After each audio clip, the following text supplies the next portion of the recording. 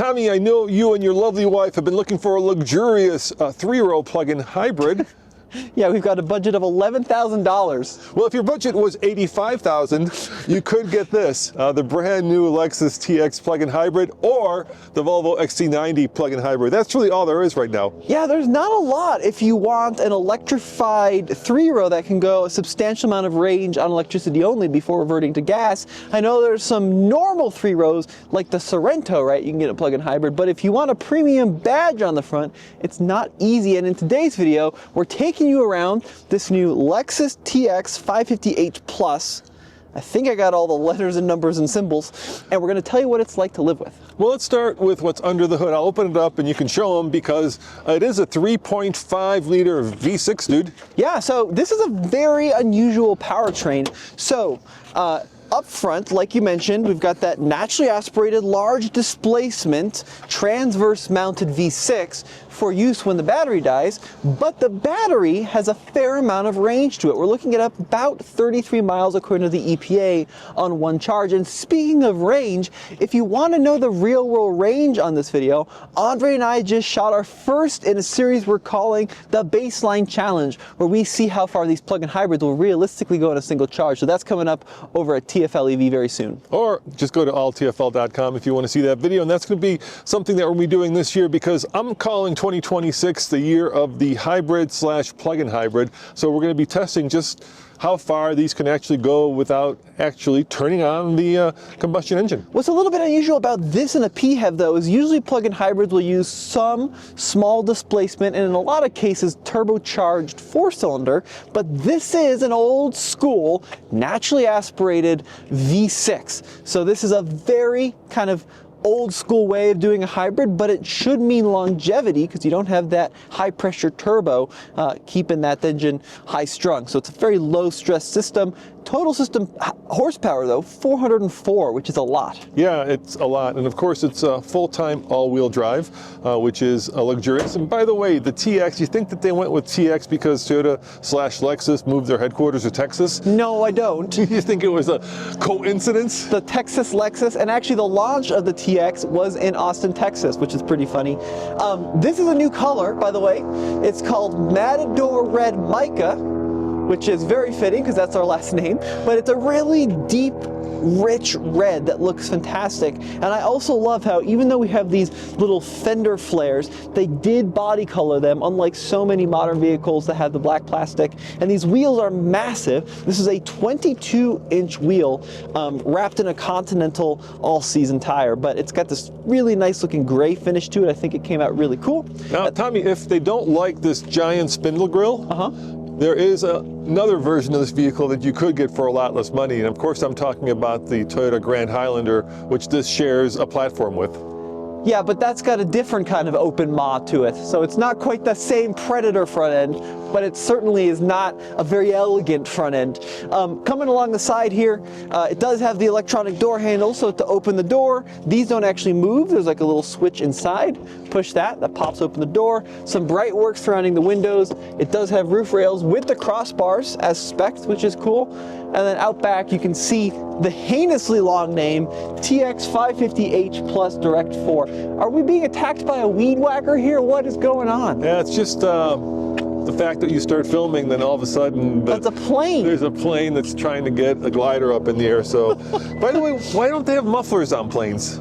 Because you're in the sky. Yeah, but look how loud that is. Imagine if you were next to that thing. Oh, look, here comes another one. Now that one's gone away, and now another one right overhead. All right, well, let's talk about the business end of this. Yeah, so third row space in here, pretty adequate, and it is a power folding third row as well. So if I push this button down here, you can see that the seat will glide forward and backward completely electronically. Decent amount of trunk space even behind the third row. If you do have a larger family, it's not gonna fit like a week-long getaway, but certainly for a weekend you have enough for some baggage. And then in here, check this out. This is the included charge connector. And what I love about this is they give you both 120 and 240 volt outlets. So you can get this thing charged up much quicker if you have a level 2. Do you know how big the battery is? Well, I've read conflicting things online. I can't quite get a straight answer. It's either 13 or 18 kilowatt hours. So let's check out the third row here, Dad. Yeah, I was going to say, I was trying to look at my app to see how much energy it sucked up yesterday, because what I did was I took it home after you guys did the range test, which means that you depleted the battery, and charged it, and it took 3 hours on my home level 2 charger to go from empty to full. Yeah, okay. So that's not too bad. That's not too bad at all. Yeah. All right, so this is the third row. It is electronically folding. So let me push the button. I do prefer the manual folding. Yeah, the electronic folding is a little fidgety, isn't it? But one of the biggest pros about this car over like the third row in a Lexus GX is that this is much easier to access and much more roomy. So the seat scoots all the way forward. There's even a little cutout here for my hand. And then I just hop back here. And the room back here is very impressive for what it is. Even the headroom, 6 feet tall, I have just enough. Got charging back here, got some vents back here as well. So this is a nice place to be. I think it's actually got more room than the GX, Tommy. Yes, it does have more room than the GX. In terms of luxury, I think the only vehicle in this kind of unibody 3-row that competes with this, like the Mercedes GLS, BMW X7, but kind of more in this vein, I actually just drove the new Palisade hybrid, not a plug-in hybrid, just a normal hybrid, and that's got a very similar feeling third row, except that has heated and ventilated third row seats. I'd be worried about the suede. It's nice, but man, get the kiddos back there with some Go-Gurts. Yeah. You're gonna get a lot of dirt on that suede. Yeah, you might want to spec a different color if you're looking at hauling the kiddos around. And then second row seating. This is nice that this is manual, that's easy. This one does have the captain's chairs.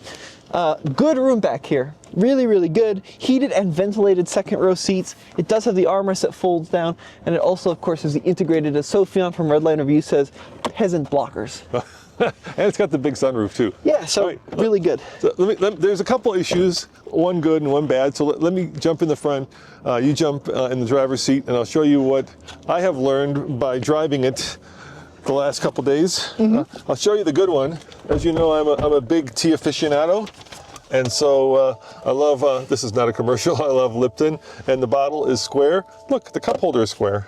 Nice. How cool is that? That's the first good. time that my cup holder actually works with the car. You can also pull these out. Did you know that? Yeah. So if you don't like how they're configured, you can reconfigure them a little bit. So that's kind of a fun feature. The bad thing, and this is very confusing, and maybe you might want to turn this like out of the sun because it's hard to see. So there are two little icons in the dashboard. One is for lane keep and one is for lane tracing, and the two are very different. Sure. So lane tracing is this button right there. That basically means when you're on the highway, it allows you to do kind of semi-autonomous driving. Lane keep is when you're driving around and you go over the line, it forcibly moves the steering wheel, putting you back into the road. Sure. Now, I have not been able to figure out how to turn that off. So the lane tracing is easy to turn off, one button, but the lane keep, which is very similar in terms of the icon, is impossible to figure out. You would think, right?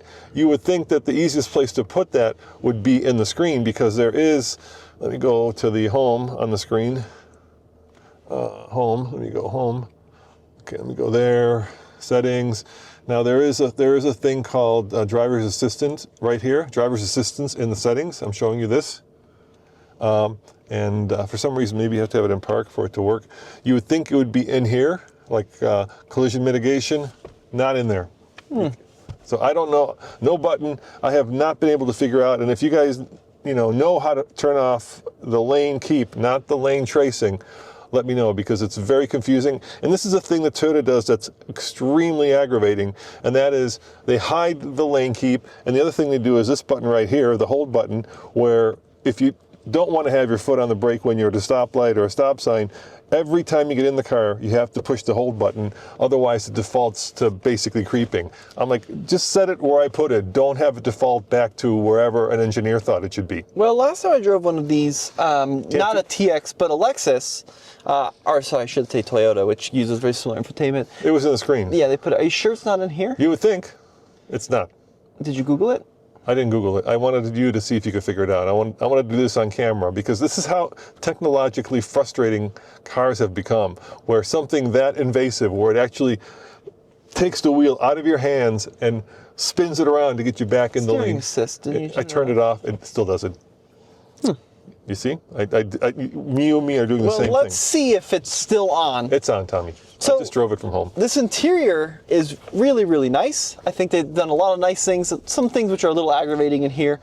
This is the 14-inch touchscreen display. This controls everything in the car, right? So this is pretty much, you know, go-to for climate control, audio, Apple CarPlay, nav is all done through here. Luckily, they do still give you some physical controls for climate adjustment and volume, which is great, along with front and rear defrost. So there are some physical buttons. That's really, really good. Before you get going, let me ask you about these two buttons, which are also confusing. Yeah.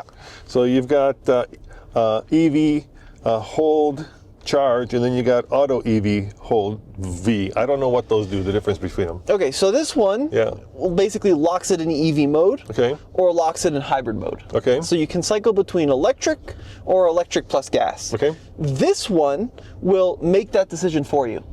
So for example, if I lock it in EV right now, it's going to stay in EV if I'm going slow. If I stay, it'll stay in EV if I'm going fast. The auto EV HV will keep you in EV at slow speeds, but then it knows that it's more efficient as a gas car at highway speeds, so it might click on the gas engine if you're going on highway speeds. Very confusing. I think it's pretty straightforward. And then the hold charge is a really cool function too. This will actually charge up the high voltage battery, so it'll use the gas engine to charge up the electric battery. There's that fallacy. There's no such thing as a self-charging EV, or in this case, plug-in EV. So yeah, I mean, it is self-charging, but you're using gas, right, to charge. You can use gasoline to either propel the car forward or charge the battery up. I mean, you're not actually saving anything by No, you're doing definitely not. No, and the fuel economy gets horrendous when you do that. Yeah. Very confusing, Tommy. Yeah, this part's not confusing. The lane keep is confusing. This makes perfect sense to me. Okay. Let's go into sport mode here, okay, and we can try some acceleration. Yeah, try to go across the line, see what happens once you get to the line. It's quick, 400 really plus fast. horsepower. I go across the line. Okay. Nope. Try going across this line.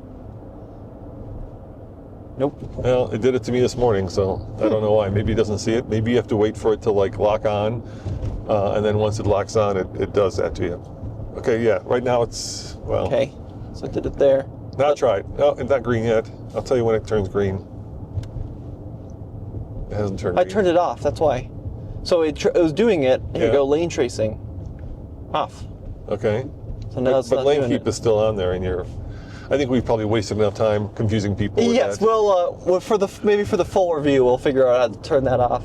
But it's, yeah, I mean, I really do like the way this car drives. The ride's a little bit, so it's an interesting mix of too firm and also pretty soft. We'll do another loop since we kind of talked about it. And I think the reason for that is the suspension is very soft, so the big bumps are nice and cushy, but the small bumps really make their way into the cabin. I think that's because the wheels are so big and the sidewall's small. So it's a fairly well sorted ride, but if it was me, I would try to spec one with slightly smaller wheels with a bigger tire. But the power is nuts. I mean, it really, when you get it in the boil there, it hauls butt. Well, let's talk about some numbers because I've got the Monroney right here. So as tested, Tommy, we're looking at a price of $85,863, so basically $86,000, which is not chump change, obviously. Yep. Destination delivery is $1,450, which is actually low considering that many of the domestics are going to like $2,500. And then MPGE is 76, and MPG is 29. So it depends on on what mode you're in and how you drive it. My biggest fear with these plug-in hybrids is that people won't charge them at home. They'll just basically go to the gas station and drive them like they were internal combustion engine cars. That then you pay the price of having an additional powertrain, basically an electric motor and a battery that you never really use. And if you do that, just don't get the plug-in hybrid one. That's a silly thing to do because you're going to end up spending more at the pump because you're lugging around the dead battery. Exactly, but I think that's all too easy to do. And I know that because when I came home last night, even though we have 2 chargers at home, I was like, I'm tired, I just want to go to bed, but I plugged it in. But I think a lot of people may just forgo that. Yeah. Well, I think that as a whole, though, if you do have a place to regularly charge it up, those 33 miles of electric range make this a nice thing to have for a commute. Save some money, save some maintenance, too, and oil changes and that kind of thing by not using the gas engine. Drives perfectly normal in electric mode, and then you get the best of both worlds for when... I couldn't actually tell when it was an electric versus it's so gas. quiet. It's so quiet. Yeah. And I do like the Lexified part of having a Grand Highlander. It just feels much more expensive. It looks much more expensive, and it drives very quietly. Well, let me know what you guys think in the comment section below about the new Lexus from Texas, built in Indiana. This has been Tommy. And Roman saying head over to alltfl.com for more news, views, and of course his baseline challenge review. Yep, and we'll find out real world how far this goes on one charge. We'll see you next time. I did a Google, figured out how to turn off the lane departure thing. So you go into the car icon here, you go into drive assist, lane departure. Boom, we got it off. Well, why wasn't it in... We were going too deep. We didn't need to go so deep. You just go, it's not in settings, it's in the car. Car, drive assist, boom, on off. Once again, Tommy, it's what? If you start from like the home page. Yep. Here we go. How far in? One click? Two clicks? 3 clicks. Yep. That's crazy. There should be a button for it. That's pretty easy. There should be a button for it. If we were smarter, we would have got that right away. No, it's the most annoying feature of any modern vehicle, and I think there should just be a button to turn it off, because I have no understanding why cars even have that. That just seems like something attorneys put into cars to cover their own butts in case of an accident, but to me, it does nothing useful whatsoever. Do you want to hear the great news though? What? It's turned off. Great. The car's going away tomorrow.